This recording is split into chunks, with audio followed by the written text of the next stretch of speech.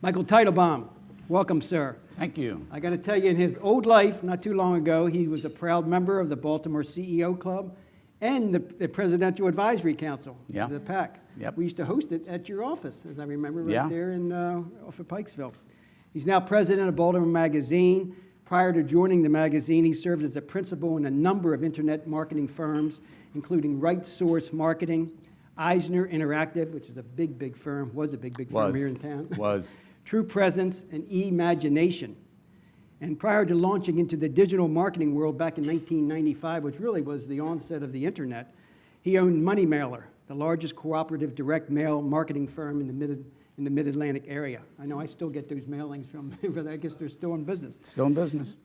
Baltimore Magazine, it's really a great organization that looks to reach an engaged audience.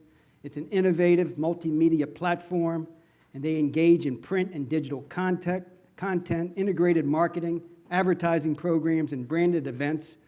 And what's really interesting, I think they develop custom programs designed to deliver results. We love that word, results. I think I'm going to end on a high note. Thanks, everybody. George Costanza, everybody. He's out of the room. Well, anyhow, welcome back. We got to get you back, maybe involved back in the CEO Club. You were a great PAC member, too. But I got to ask you the obvious question. They say print is dead. And if you look at the Sun papers, I mean, it's like 2 pages now for the sports section, and it's getting smaller and smaller. But what do you have to say about that? Baltimore Magazine is still a thick publication.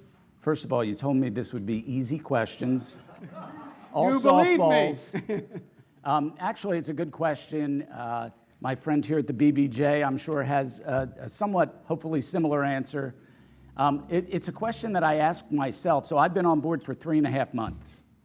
And, I asked that question, do I really want to get involved with a print publication?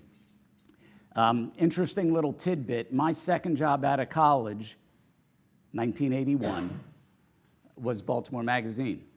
And I was an account executive. I was there for 1.5 years. The circulation at that time was just over 50,000.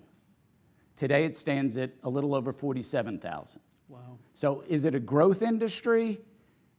Nominally. In fact, over the years it's slipped a little bit, at least in terms of the print publication.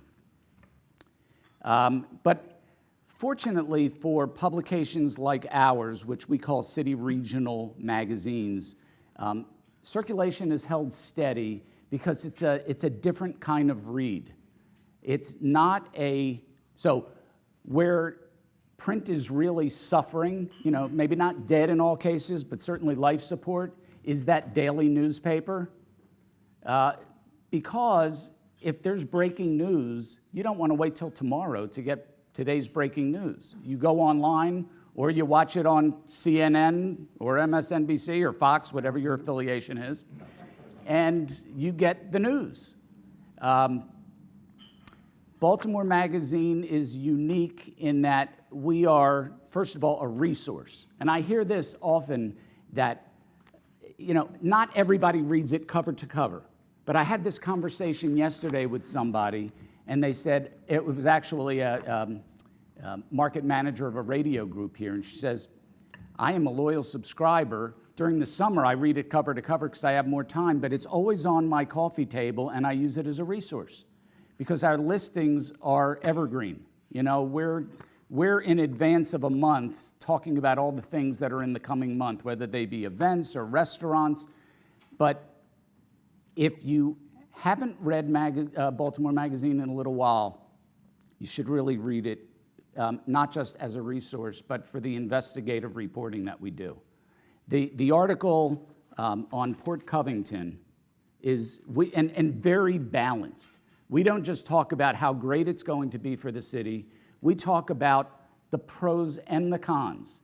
And could that money that was, tax incentive, could it have gone elsewhere to better use? So the short answer is print is not dead, but in doing our projections for the coming year, that's not where our greatest growth is coming from. Well, talk a little bit about that, your growth. I mean, I guess one of the things that's financially rewarding, I guess, to the magazine is display ads. I mean, online display ads, you know, do they work? So there's the print display ads, and then there's the online display ads. Specifically related to online display ads, it's a great question. Do they work? You know, we've got some digital folks in the room. The answer is, it depends. And just like any other advertising, it depends on, are you delivering the right message to the right people at the right time within the right context? And that's true whether it's a TV ad or a billboard or a newspaper or digital. So if you get all of that right, it works. But I'd go another step and say, let's define what success is, because we always have those kinds of conversations with advertisers. One person's success is not another person's success. There are certain advertisers that all they care about is increasing awareness, delivering a positive brand experience so that the perception is positive of that brand, increasing the likelihood for intent to purchase. But all of those things are really hard to measure, especially for local advertisers. Back in my days at Eisner, where we had very large advertisers like US Airways, and we were spending $1 million plus a month on online display ads, we had the resources to measure all of those things, increased awareness,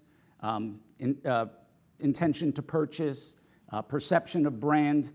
And the way we did that is, so you serve up survey ads to both people that have been exposed to your ads and people that have not been exposed to your ads. And in every case, the stats showed that there was an increase on all of those things that can be measured for awareness and branding. But then you have your direct response advertisers, the ones that want to count the clicks, but more importantly, count the conversions. How many people did an action on my website or in person that generated revenue? And again, the answer is yes, it works, given you're delivering the right message to the right person at the right time, and one other thing, that you are driving them to a website or a landing page that's optimized for people to take the action that you want them to take. So how would you define what is the most effective digital marketing opportunity? I mean, you look at that from a variety of perspectives because different advertisers have different types of definition of success. What's the most effective? It depends. Wow, you faked me out on that one. So, God, there's so many. If you have a business where people are naturally inclined to search for your product or service, obviously you want to appear prominently in the search engine results. So you want to optimize your site for search engine prominence. And we can spend the next 2 hours talking about SEO or search engine optimization. But besides the technical aspects of it, what it all comes down to is the content that's on your site. In addition, you can buy Google AdWords, and everybody knows that, and that's how Google has skyrocketed, and you pay on a per-click basis, and you can measure everything right through to the conversion, if indeed there's a conversion opportunity. So search for sure for those types of businesses that have a product or service that can be searched. Not every business is like that. Email. So anybody get email? Anybody get too much email? As much email as you get, email is extremely effective. Again, given that you're reaching the right people with the right message, it's relevant to your audience, it can be extremely effective. The first thing to do with email is to build your own database, opt-in database. People that actually want to get information from your business. Build that database. Don't rent a list. I've never, in my 20 plus years in digital, have had success with renting a list. Your open rates will be less than 5%. Your conversion rates, it just doesn't work. Really? Doesn't work. I mean, you know, so you get a lot of spam, and those are rented lists. and it's so dirt cheap that, you know, they'll do millions and millions and millions at pennies and somehow squeak out something. But for a reliable, reputable business that cares about their brand integrity, don't rent a list. Now, that said, if there's a reliable, let's call it publishing partner, like Baltimore Magazine, that has an opt-in list, that has an audience that is important for you to reach, we deliver emails very limited. So we'll allow, we have opt-in lists, obviously, 40,000 plus on our opt-in. We will allow one advertiser per week to send a dedicated email for their purposes, not as part of one of our email newsletters. And we will be very selective. If we don't feel that that advertiser is right for our audience, and we're going to turn off our audience, therefore get people to opt out, which we don't want, we won't deliver it on your behalf. But there are other publishers like us, and there are other companies like us that have opt-in lists where it might be appropriate for you to do email beyond your own database. Social media obviously works effectively. Build your audience organically, but then there's also paid opportunities for paid search, and the ability to target within those platforms is tremendous. Content marketing, so that's what I once did. You know, Right Source Marketing, my prior company was a content marketing agency. If you as a marketer have content that would be relevant, informative, engaging for your audience, you should be creating that content and figuring out how best to distribute it to your audience. So content-driven marketing, and what I mean by that is blog posts, white papers, ebooks, videos, infographics, and on and on and on. Email. So if somebody wants to do that once a week thing and hit your 40,000 people, what does something like that run for the advertiser? Don't quote me on it, but I think it's somewhere in the neighborhood of $1,500 to hit 40,000. And what kind of response rate do they get? Do you monitor that for each advertiser? We do, and guess what my answer is? It depends. Woo, surprise. Yeah, it depends. It depends on their offer. It depends on what they're trying to accomplish. But I'll give you one for instance. So it kind of ties into our event business too. And the other thing with us is we typically don't sell one thing to an advertiser. It's kind of a suite of solutions based on what they're trying to accomplish. So Kenilworth Mall, has anybody been there recently? It's like going through a whole renovation. It's a hot property now. Wow. They just did an event there last week that we were the promoters of. And not only did we run online display with them and we did print ads for them, but we did email for them. And we had over 400 people RSVP to this event. That was free, by the way. It was called Sip and Shop. And the whole reason they RSVP'd is we give them a free glass of champagne, and if they purchase $25 or more, they get a gift bag. They didn't even know what was in the gift bag, and quite honestly, there wasn't a whole lot of value in the gift bag, but they get. So we got these 400 RSVPs. They have to register at our desk when they first enter the mall. They have to then go purchase the $25. They have to then go to a different desk to pick up their gift bag. We only had 100, and we made that very clear. It's limited to the first 100. Within 40 minutes, the gift bags were gone. Jeez. So. Pretty successful. Yeah. We talked a little bit about, or I talked a little bit about the experiential marketing, which I know is a very interesting concept. Tell everybody what exactly that is and what do you think about it?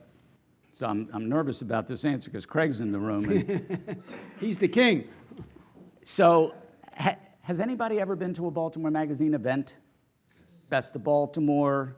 Any doctors in the room? Our Talk Doctors event. Oh, you are a Best of Baltimore, right? Nikki. Nikki's a winner. Let's hear it for Nikki. So we do about 15 events a year that are what we call our signature events. The next one coming up, I believe, is Aisle Style. So we also have a publication that's called Baltimore Bride that we put out twice a year, and coupled with that is an event, and we're doing it at the Four Seasons. And we got 75 sponsors for this event.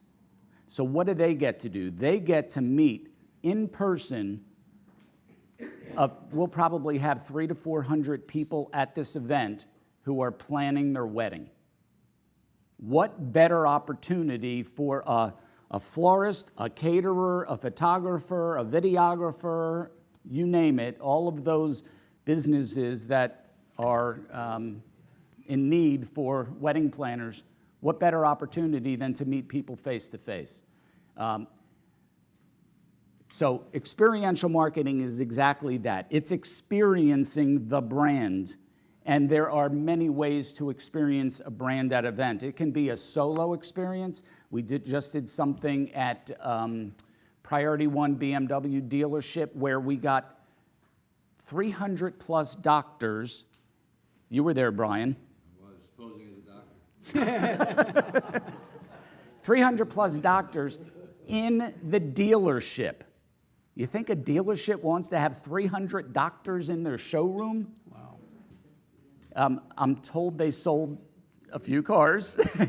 And you know, they were sweet cars. They were all lined up, but it was a complete event where people are mixing and mingling, they're eating, they're drinking. We are obviously recognizing these top doctors, but Priority BMW paid us to have the event in their showroom for obvious reasons. We're always looking for those kind of strategic, conceptual opportunities to match up brands with the people that they want to engage with. And people had no problem going there knowing that the obvious, people were going to try to sell them a car. That was not a problem, and that was not... There were no salespeople on the floor. Well, at least there were no salespeople that were working the room. They might have been on the floor, but it wasn't like if somebody's looking at the car, it's, can I help you? No, they were just there for display. The docs loved it. Interesting. Great idea. Okay, we heard a lot of it depends, and I know it depends on the message and the medium and so forth. If some people have large advertising budgets, some people have very limited advertising budgets. What would you say to somebody that has a limited advertising budget? What's the best way to invest their dollars? I'm not going to give you the depends answer, although I could. The first thing I'd say is make sure you have a marketing plan. First and foremost. The real answer I wanted to give you was, is it okay to say Baltimore Magazine? Just give us your advertising dollars? It depends. It does depend, because, so, make sure, how many people have a real marketing plan? The percentages of business owners that have a real marketing plan is always relatively low. Every year, you should be developing a new marketing plan, just like you do a budget or a projection. You should be doing a marketing plan for the coming year. And in that marketing plan, you're making sure you're defining who your audience is and what your unique value proposition is, which leads to what your messaging is. You're defining your budget, you're defining your objectives, and only once that you have that framework should you then start investing your dollars. The other thing I would say is, before investing media dollars, make sure you got a great website. Yes? It depends, though. Yeah, because we all know in today's day and age, the first place people are going to, more times than not, is your website, not hopping in the car or hopping on the phone to have a direct communication. So get your website squared away, but first you have that marketing plan and your messaging plan, because your website's got to convey the messaging that makes your brand unique, that speaks to the audience that you have defined. Once you have all that in place as the foundation, then identify the most appropriate media properties that are going to reach your audience. Where Baltimore Magazine may be one of those. That's where we come in. We talked a little bit about it at lunch, you know, and the situation, what's happening here in Baltimore now. Of course, that's national too. I guess about a year or so ago with the crime rate. You know, it's pretty heavy. What effect has that had, if any, on, you know, your local and as well as national advertisers? Does that affect anything at all with respect to your organization? So again, I've been here 3.5 months. We haven't, and I've asked the salespeople, you know, is it affecting businesses? And I've asked the editorial team, is it affecting business? So I wasn't around for the Freddie Gray incident, but we all know that that did have a temporary effect on people coming downtown. Absolutely, positively, across the city.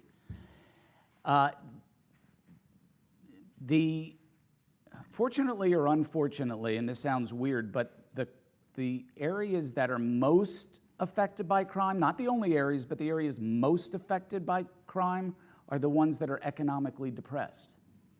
And so there's not a lot of the businesses, certainly, that we attract in the magazine to those areas of Baltimore, assuming they're destination businesses. I mean, we have businesses in those areas, but they go to the customer.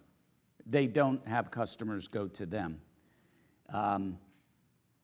It's a problem, and I would say, so I used to be a suburbanite. I lived in the suburbs for 30 plus years. My wife and I, not only did I start Baltimore Magazine 3.5 months ago, but my wife and I moved downtown to Locust Point. Wow. 3.5 months ago. And I would say that that is one of the safer areas in Baltimore. It's on this nice peninsula. We live in a neighborhood. The kids are out playing. We walk, we ride bikes, we run. And then there was an incident a month or so ago. And that, you know, that had some shockwaves. But I have spoken to the Locust Point businesses that I patronize, and it's not having an effect, surprisingly. I'm not saying that there aren't some people that have altered their behavior, but by and large, it's not affecting the business. That's good. I know, shift gears a little bit, I know you probably get a lot of requests for coverage in the publication. No. Maybe one or two. I got a story for Hirsch, you. just earlier today, asked. Not Hirsch. I got maybe a story about the CEO Club, but we can talk about that later. Uh-huh. Oh, that's right, you did too. What is the best way to connect, though, with the editorial side of the house? I mean, how do you decide?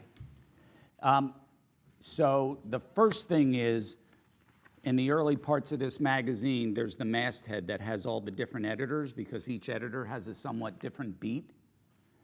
Reach out to the editor most relevant to your business. If you're a restaurant, don't hit up the fashion editor, right? And don't always start with the managing editor because she gets totally inundated. The second thing is become familiar with whatever publication it is that you're trying to reach out to so that you are making your case as relevant to the publication as possible. I would say the third thing is, so what publications don't typically do is just want to write stories that promote businesses for the business's sake. You've got to think like an editor. And the way editors think is, what does my audience want to hear about? What would make it interesting and engaging for them? Right. So think like an editor.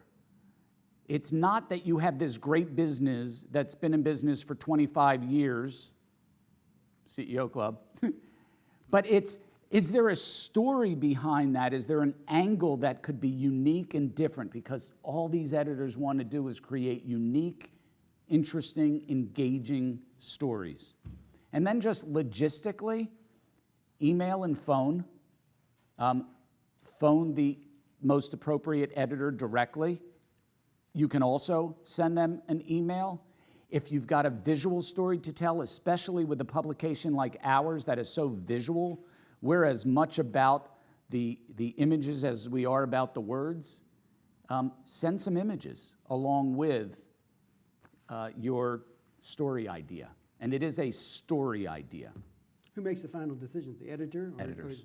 So you don't. I can influence, and I'll make them aware of things, If I feel really, really strongly about something, I can apply a little more influence, but I don't want to undermine their job because they're the experts editorially. Makes sense. Okay, you've been on board now for a couple months, like you said, 3.5 months. New set of eyes coming in. Old set of eyes. Relatively old set of eyes. What do you see as the future of Baltimore Magazine? Okay. Well, and it's actually the reason I took the job and what I've discovered over the past 3.5 months are somewhat in line. Let me start with, so we have, if we put it into two big buckets, there's the consuming bucket and then there's the business bucket. So for consumers, those that will consume our content, we've got to continue to do, so Baltimore Magazine, years ago, I would say got into a little bit of a rut. It was always top this and top that, and people do love that, but we're now doing, and this isn't because of me, it started well before I came on board, we're doing these interesting stories. Next month, we're doing something called the body issue. It's actually called the everybody issue, and it's fascinating. We're doing an immigrant story in February. This is investigative reporting that is relevant to the citizens of Baltimore and surrounding areas. So it's about continually coming up with fresh, unique, engaging content, and that is our mission for both the print publication as well as the online publication.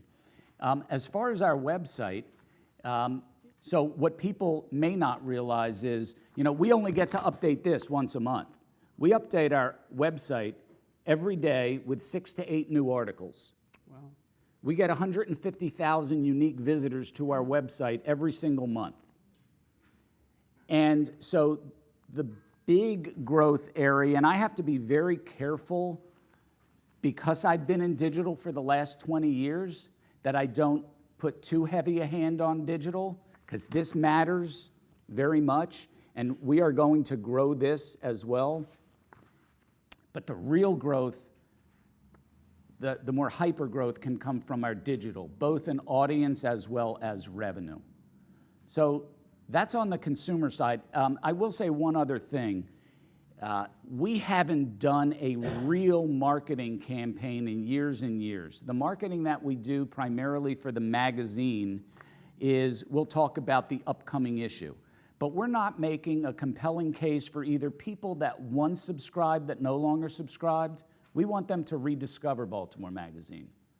We want people who've never read or maybe pick up a newsstand issue every once in a while.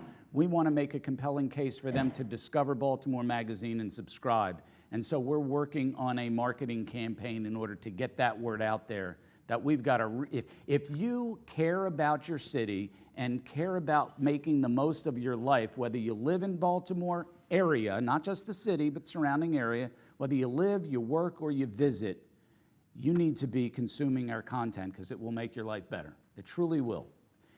On the business side of the equation, I've been working to transform our sales team from a product-oriented sell to a consultative or solutions-oriented sell. I've got 3 salespeople that have been with the company for 17 years or longer, one for 23 years. Wow. And the way they sold the magazine back in the day was, we've got a top docs issue coming up and you can run a quarter page or a half page or a full page, and that was the story. They weren't necessarily asking a lot of questions. They didn't have a whole suite of solutions to offer. So now if you meet with a Baltimore Magazine rep, they're asking you a lot of questions if they're doing it the way, it's going to take a little time. Not everybody's going to do this, but we are transforming them to be consultative. Who is your audience? What is your unique value proposition? Do you have any events coming up that are important to you? Question, question, question, and then we can come back with a solution That may include our print publications, may include our online publication, may include events, may include, so actually one thing popped into my head that I failed to mention, because this is a big growing area for our digital, which is native advertising. Is anybody familiar with native advertising? So native advertising is basically, we don't do it in our print, but we do it online, where we will either take content from an advertiser or we will write it on their behalf, and it will be clearly labeled as sponsored, but it is editorial in nature. And so people will read it or look at images or watch videos, and it's contained within our content. It's an editorial feel to it, highly, highly effective.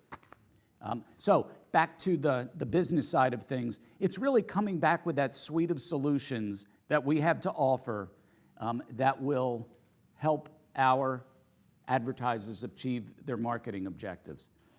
One other really interesting thing that I discovered when I joined the company is we have this custom publishing offering. We've had it for 20 years. We publish the BSO direct. When you go to BSO, we publish that magazine. We publish things for Downtown Partnership, for nonprofits, healthcare, associations, and for-profit businesses. And it's a sleeper business. Nobody's out there calling on this business. There was no commission structure in place for the salespeople.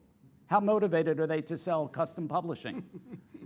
So, and they weren't as consultative as they would or could be, so moving forward. So now that is also another opportunity for us to help businesses, whether it makes sense for them to print a magazine of sorts, and by the way, we will sell the advertising for their magazine. We'll edit it, we'll design it, we'll print it, and we'll sell the advertising for it, just like we do with BSO. But we also do smaller projects. We'll do annual reports, we'll do collateral, we'll do direct mail. Our creative director used to be the creative director at Havas right here in Baltimore, one of the largest agencies it's a global agency, but she was in the Baltimore office. So we have all those solutions. That is, I guess, on the business side, it's the consultative approach. Sounds exciting. I'm going to leave you with one final question, then we'll hear from the audience here if they have questions. We've had Steve Jeppe here many years ago, and I know him personally. He's a little bit of a piece of work. How's it working with Steve? So here's the intro. First of all, Steve is the most kind-hearted guy you'll ever meet. He really is. Steve, first of all, I don't know if you know, I mean, he's published this, so I'm not saying anything out of school. He's been dealing with vertigo for the past like 7-8 months. And it's really had both a negative and a positive impact on his life. The negative is obviously he's dealing with a really troubling situation. I mean, he's dizzy a lot of the time. It has almost re-energized him in where his values are. He's with his grandkids and his family more than he's not out at the clubs or social events like he once was. In fact, I think you were telling me, he threw this annual holiday party every year. It's not happening this year. He's a family man now. He also hired a gentleman by the name of Joe Foss. Some of you may recognize that name. Joe was Orioles. He was a banker first, and then he was the VP of operations for the Orioles for 14 years. Really solid guy. So Jeppe owns 12 businesses. All the business heads like me report to Joe Foss. Joe Foss reports to Steve Jeppe. So Steve is, very involved in the business. He's got an idea every 30 seconds, but he's letting Joe run the businesses. And I think that is good for Steve, and it's also good for the company. What a story he was when he spoke here. How many people were here when Steve Jeppe spoke? I mean, just an unbelievable story. A mailman now running a $500 million. Ninth grade dropout. I mean, it's just an unbelievable story. Okay, who's got any questions from the audience? Yes, sir, Mr. Steve. I actually have two questions. Wait a minute, one at a time. One at Come a on. time, because I'll forget the first one if you throw the second one at me. So just from a pure, not to get into specific numbers, but just out of curiosity. So print and digital, is print more of a loss leader? Is print profitable, really is my question. So when you compare and contrast print versus digital, is just print by itself profitable? So here's the interesting thing. It depends. It does depend. So the answer is absolutely yes. And in fact, the biggest challenge publishers have is they are unable to monetize digital in the same way that they were able to monetize print. That's the truth of the matter. And every publisher will tell you the same thing. But we are going to grow that digital business in a number of ways because we can make money on digital as well as print, but print is the one that's paying the bills right now. Interesting. Yeah. My second question is, when it's all said and done, and your retirement party is here, what does your legacy look like? Damn. Only one question. No, you know what? This is maybe going to sound a little bit corny, but I've lived my whole life like this, and it's really about living to serve others. And even at Baltimore Magazine, which now I have the ability to have an impact on a lot of lives with our media, but on a day-to-day basis, it's having an impact with the 42 people that work at our company. It's seeing the young sales gal who comes in and she's all, I didn't make a sale, and I have a conversation with her. And I talk to her and coach her and mentor her, and she's now feeling better about herself. And it's that lasting imprint I can have on other people's lives. Great answer. Yes, Suzanne. So how would you compare the demographics of the readers of your magazine versus the online audience? That's a great question. So gender is similar with both. It's about 60-40 female. Age-wise, it's 52 and 41 as the median age. 52 for the print, 41 for online. In both cases, it's an upscale audience, but print is a little more upscale because they are a little older and because they've had more time to build up assets. Education is upscale in both areas, besides Steve Jeppe, who has a 9th grade education. It's an upscale audience in both cases that have disposable income. They want to go out and enjoy life. And then just to follow up to that, as you build the online or the digital platform, and as you probably are starting to appeal to a younger demographic, does that affect the length of content, since the younger demographic doesn't like to consume as much at a time? Yeah, it's a great, and something I should have said about the print as well. There aren't a lot of people that want to consume long-form content online, which is why there's always going to be a place for print, especially the types of articles that we write in print.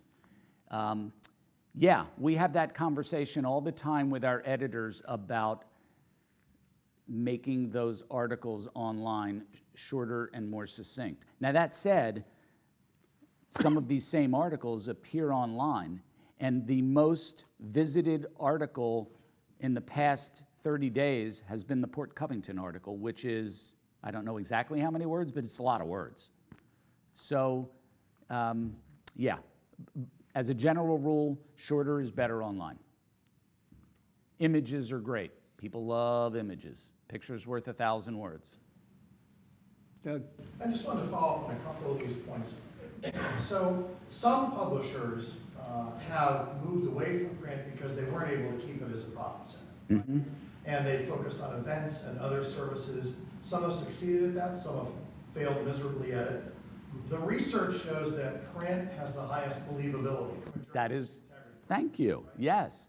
Do you think that if we look about the long-term future of print, beyond 5 to 10 years, minimum 5 years, certainly a decade or more out, do you think that print will continue to be that brand standard that, irregardless, let's say that we get to a point where it can't sustain itself, it is a loss leader, to use a previous phrase, is it still critical to have it because it protects the brand, or am I just being nostalgic in that, interpretation? So it is a really good question, and my crystal ball is only so clear. But I would say that not all print publications will survive. I mean, just flat out, not all print publications are going to survive. I think, again, that daily newspaper, the ones that are most susceptible. But even some national magazines, Rolling Stone is up for sale. They were once the magazine, 6, 7, 8 million circulation. It's down to 500,000. They're up for sale. Can it survive? Honestly, I don't know.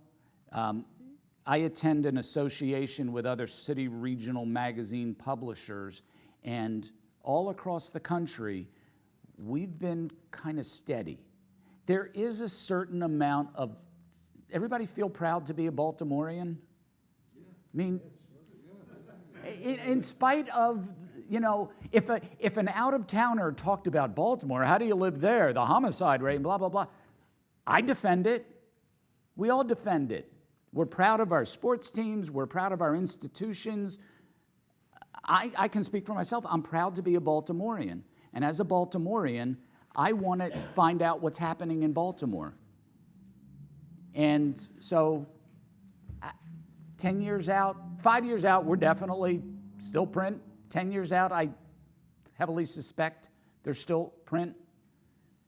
But with artificial intelligence and everything else that's coming down the pike, who the heck knows? Thank you. Greg? On the print, No. as a further conversation on the print marketing, we've seen an explosion in catalog print marketing to households. And it's spam mail, whatever you want to call it, multiple catalogs almost on a daily basis. Oh, yeah. Anyone who buys on Amazon or any other online purchases. It's inundation. It's absolutely crazy. You can't turn it off. And you think, how can they afford that kind of print expense at the same time they're, the reading magazine habits of individuals have changed, so people are not looking at the printed document, but they are looking at these catalogs. So How does about, that fit in with your approach to the market? how about for that? I mean, how many people have been on a cruise? I get stuff every other day for the cruise line. I mean, it's In your mailbox. in the mailbox. I mean, it's unbelievable. I mean, at least 5, 10 times a month Yeah. from different cruise lines. That's a great question. How can they afford Cut down to? all these trees to do that. So I was in the direct mail business from 1982 to 1998, 16 years. And that was a long time ago. Everybody in the 90s, once the internet came around, was talking about the death of direct mail. Hasn't died. What we used to tell every advertiser then, I'll answer the same to you, which is marketers are not dumb, they're measuring everything. And if you keep getting those catalogs, it means that it's providing a return on investment for them. You as a consumer may not be the one responding, and maybe they should take you off their list. But there's a good percentage of people that are still responding. Because, so I'm a digital guy. The print industry lives. There's nothing like sitting down. It's the textile, just feeling the print, going at your own pace. And the other thing is, so we're all living in this mobile age, and many of us are addicted to that device, right? We're checking it a million times. I heard some statistic that people check their Facebook page 17 times a day. I mean, it's crazy. Or, my wife, she gets dinged every time she gets these alerts, and I think it's unhealthy. And there is nothing like forcing yourself to detach for a little while. Hopefully it's reading our magazine, but it could be meditating. It could be just detach for a little while. I think that there's some screen fatigue the pendulum always swings, and I think there's a lot of screen fatigue. Good point. Anybody else? That actually flowed right into what I was going to ask about measurement. So you've been in marketing a long time, and now that you're at Baltimore Magazine, how does the demand for ROI and the demand for measuring ROI, especially in our business, doing primarily events, which are sometimes hard to measure, other than how many people showed up. Right. So how does that affect your digital end of your business, and is it any easier, or between the print and the digital ends of the magazine, measure ROI for your advertisers on those activities? Yeah. No, it's a good question. And again, back to one of my original statements, not every advertiser is about direct ROI. I mean, ask Coca-Cola how they know that those hundreds of millions of dollars they spend in TV advertising produces an ROI. There was I quoted this eons ago, there was 1 year where Pepsi outsold Coke. I forget whether it was at the fountain or the bottle. It's an old story, but a true story. And it was the year that Coke decided to trim back their budget. And Pepsi outsold Coke. Why does McDonald's continue to advertise? We all know McDonald's is out there, right? But they continue to advertise so that we're front of mind because we're inundated with hundreds of messages per day, advertising messages and other types of messages. And you've got to stay front and center with that consumer so that you're top of mind. Not everything can be measured, for sure. This is very hard to measure. If they put a unique phone number in here, which some advertisers do, they can measure those unique phone calls. If they put a unique URL in here, they can measure that. Online, it's easier to measure impressions and clicks, and if there is a conversions. But it's not always easy to measure ROI, and we are honestly more times than not held to an ROI because it's the ability for us to reach an upscale audience, and for those advertisers that want to reach an upscale audience, there's no better publication in Baltimore. But then there are the ROI advertisers, and we have to measure it as best we can, again, right down to the conversion.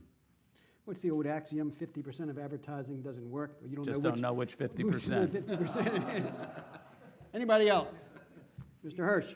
About these articles that are online, that are generated by your staff. Yeah. What decision is made about what articles go online and what stay in the print edition? And are your reporters or writers, are they assigned to do a certain number of those articles that go online? Yes, and more so since I came on board.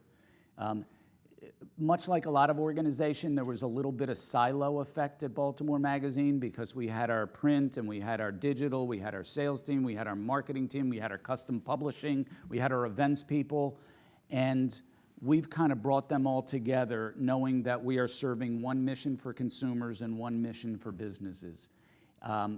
In terms of the editorial, all of the print editors have an expectation in terms of writing articles for the digital every single month. There is a quota for them to write digital articles. Our digital editors also write for print on occasion. So we've got 2 managing editors, one for each, and my job was to get them to get more in sync and think of the editorial team as one as opposed to 2. Good point. Anybody else? Yes, sir. Story about the digital versus online. I think that we've reached the statute of limitations on this, but I worked for the Baltimore Sun up until 2001, and I was in charge of an innovation committee one time. It's like innovation in newspapers is like an oxymoron. Right. But in reverse, it really was true. But I remember talking to the president of the company one time. We were trying to find new ways to put it online. And he said to me one time, "Scott, I just had a meeting with the stupidest named company I've ever heard of, Google." Why? Yeah, that was really visionary. We just, I'm in with Loyola. We're looking at leadership training, and I'm just seeing this parallel between the digital and online and your age difference. And we provide live leadership training, and then we're looking at online leadership training. And we're getting into the millennials, and they really need the live socialization. So if we provide online, we're sort of like spinning into the wind. So I guess my question is about millennials. Do you look at that as a certain group within your market that you're trying to reach? And obviously the answer is they like online, but They like online. They like their smartphones. All of our digital is obviously optimized for mobile. I forget the exact stat, but it is over 50% that are hitting our website on a mobile device. So, yeah, the millennials, so unlike a lot of people, I don't put any group in all one bucket. There are different millennials. We have millennials working at Baltimore Magazine, and they love the print. We have millennials that are print subscribers. But they are, they grew up with that device. And so we need to reach them where they want to be reached. And then hopefully, by the way, if you've ever been to a Best of Baltimore Magazine event, there's a lot of millennials there. They're 20s and 30s. There's also older, but that's the crowd. So we're reaching them somehow. Anybody else? Mike Teitelbaum, everybody. Thank you so much. Thank you.